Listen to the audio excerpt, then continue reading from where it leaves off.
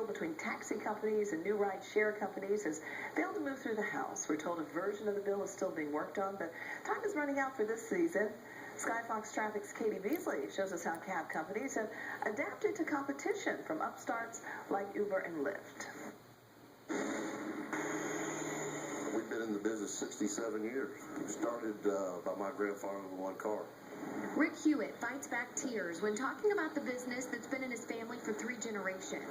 And certainly we want to protect our turf in the interest of fairness and public safety. Emotions running high as Hewitt and other cab companies fight for tougher regulations on app-based companies like Uber and Lyft that match people who need rides with drivers. But we certainly think it's unfair for them to be able to come in unchallenged and not have to follow at least some of the rules that we have to follow. But there's widespread support for the new technology. An online petition aimed at stopping new regulations on Uber and Lyft attracted more than 9,000 signatures. It's provided better transportation alternatives. It's made it easier to get around the city.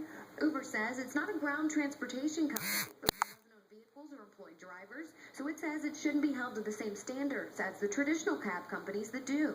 We don't want it to restrict consumer choice, and so that's ultimately what we're fighting for, making sure that any type of bill that does go through, that it takes into account the technology platform that we operate on and doesn't hinder the way we operate business in Atlanta. Critics of taxi companies say they need to modernize to compete. They say they have. You know, they'll tell you that we're anti-technology. We actually had an app where you could order a cab a year and a half before Uber ever came to Atlanta. Rick Hewitt says he's buying new cars for his fleet and listening to what customers want. You know, we've seen competition before. This is nothing new. When Uber's a fond memory in Atlanta Checker Cab will still be transporting passengers. Katie Beasley, Good Day Atlanta. Cab companies are heavily regulated, and they want the new rideshare companies held to the same standards on the road. Uber says it does background checks on its drivers and requires a minimum insurance for drivers. Coming up, a car